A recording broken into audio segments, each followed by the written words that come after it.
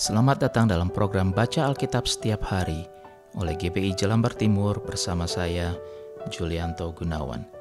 Lukas pasal 22. Rencana untuk membunuh Yesus. Hari Raya Roti Tidak Beragi yang disebut Paskah sudah dekat. Imam-imam kepala dan ahli-ahli Taurat mencari jalan bagaimana mereka dapat membunuh Yesus, sebab mereka takut kepada orang banyak.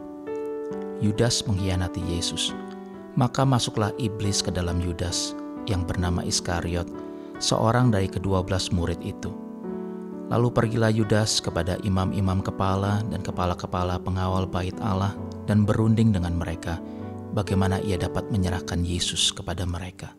Mereka sangat gembira dan bermufakat untuk memberikan sejumlah uang kepadanya. Ia menyetujuinya, dan mulai dari waktu itu ia mencari kesempatan yang baik untuk menyerahkan Yesus kepada mereka tanpa setahu orang banyak. Persiapan untuk makan Paskah. Maka tibalah hari raya roti tidak beragi, yaitu hari di mana orang harus menyembelih domba Paskah. Lalu Yesus menyuruh Petrus dan Yohanes, katanya, "Pergilah, persiapkanlah perjamuan Paskah bagi kita, supaya kita makan." Kata mereka kepadanya, "Di manakah engkau kehendaki kami mempersiapkannya?" Jawabnya, "Apabila kamu masuk ke dalam kota, kamu akan bertemu dengan seorang yang membawa kendi berisi air. Ikutilah dia ke dalam rumah yang dimasukinya, dan katakanlah kepada tuan rumah itu, 'Guru bertanya kepadamu, di manakah ruangan tempat aku bersama-sama dengan murid-muridku akan makan Paskah?' Lalu orang itu akan menunjukkan kepadamu sebuah ruangan atas yang besar yang sudah lengkap. Disitulah kamu harus mempersiapkannya."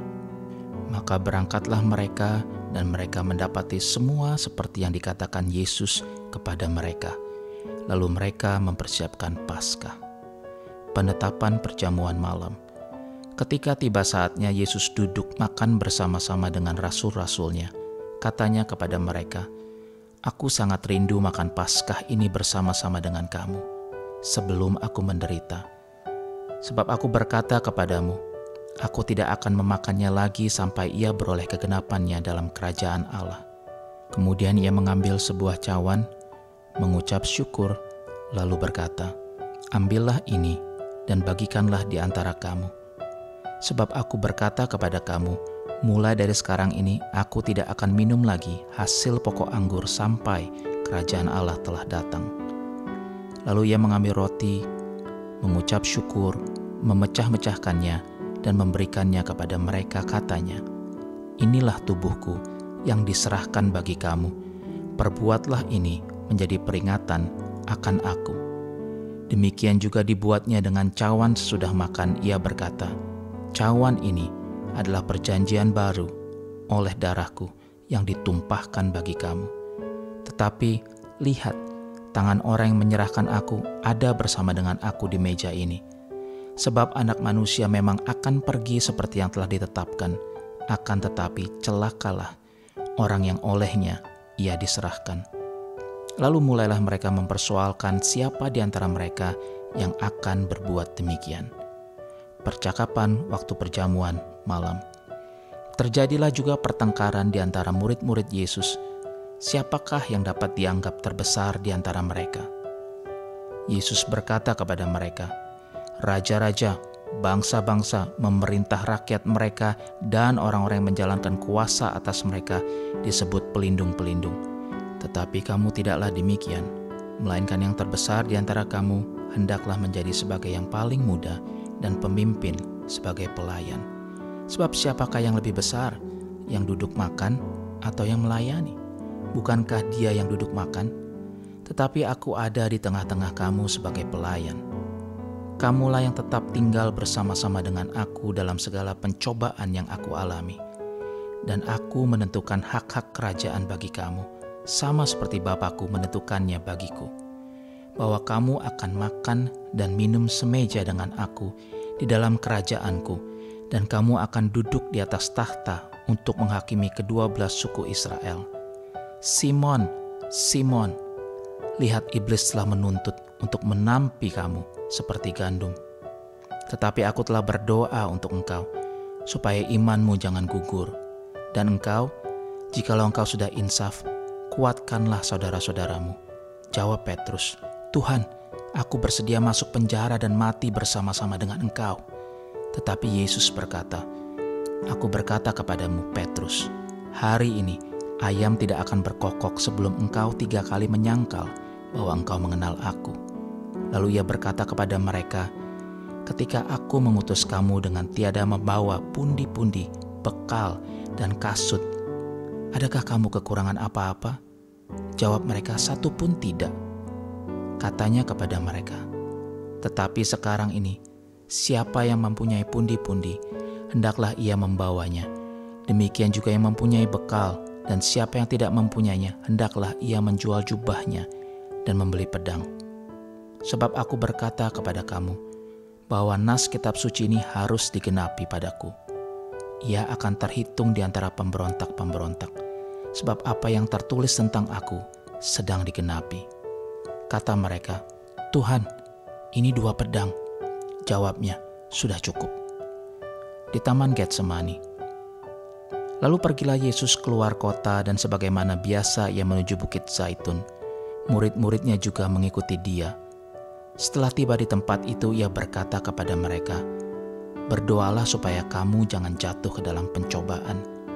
Kemudian ia menjauhkan diri dari mereka kira-kira sepelempar batu jaraknya.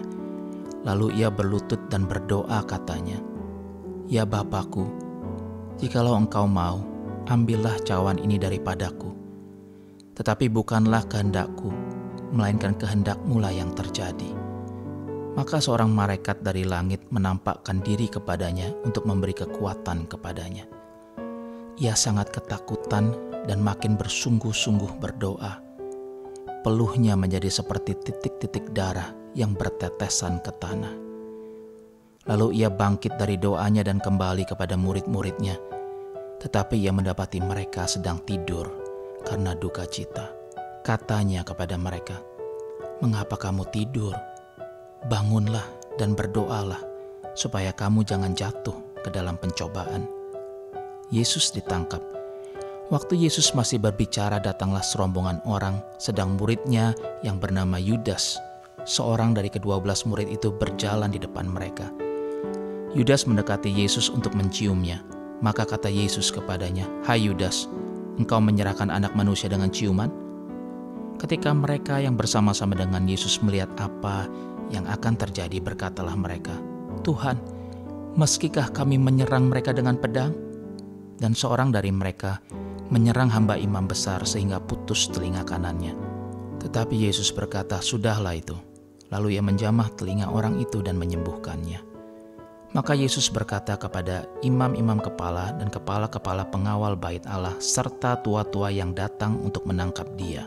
Katanya, sangkamu aku ini penyamun, maka kamu datang lengkap dengan pedang dan pentung?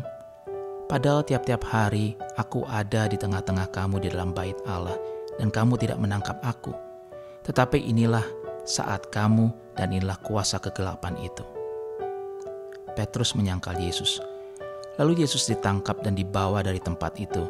Ia digiring keluar imam besar, dan Petrus mengikut dari jauh. Di tengah-tengah halaman rumah itu orang memasang api dan mereka duduk mengelilinginya. Petrus juga duduk di tengah-tengah mereka. Seorang hamba perempuan melihat dia duduk dekat api. Ia mengamat-ngamatinya lalu berkata, juga orang ini bersama-sama dengan dia. Tetapi Petrus menyangkal, katanya, bukan, aku tidak kenal dia. Tidak beberapa lama kemudian seorang lain melihat dia lalu berkata, engkau juga seorang dari mereka. Tetapi Petrus berkata, bukan, aku tidak.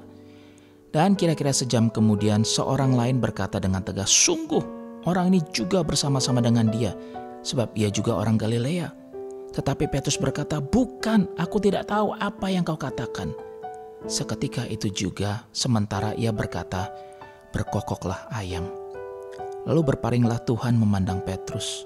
Maka teringatlah Petrus bahwa Tuhan telah berkata kepadanya, sebelum ayam berkokok pada hari ini, engkau telah 3 kali menyangkal aku.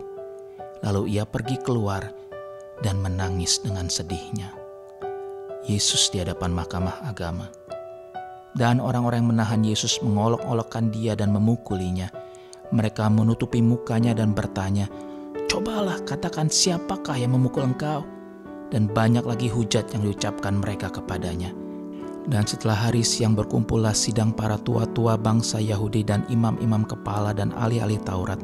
Lalu mereka menghadapkan dia ke mahkamah agama mereka. Katanya, "Jikalau engkau adalah Mesias, katakanlah kepada kami." Jawab Yesus, "Sekalipun aku mengatakannya kepada kamu, namun kamu tidak akan percaya. Dan sekalipun aku bertanya sesuatu kepada kamu, namun kamu tidak akan menjawab. Mulai sekarang, Anak Manusia sudah duduk di sebelah kanan Allah yang Maha Tinggi." Kata mereka semua, "Kalau begitu engkau ini anak Allah?" Jawab Yesus, "Kamu sendiri mengatakan bahwa akulah anak Allah." Lalu kata mereka, "Untuk apa kita perlu kesaksian lagi? Kita ini telah mendengarnya dari mulutnya sendiri." Doa kami Tuhan, biar Kau temukan kami senantiasa setia, melewati segala apapun yang mesti kami lewati dalam kehidupan. Kehendak-Mu jadi di dalam hidup kami. Di dalam nama Tuhan Yesus kami berdoa, kami bersyukur. Amin.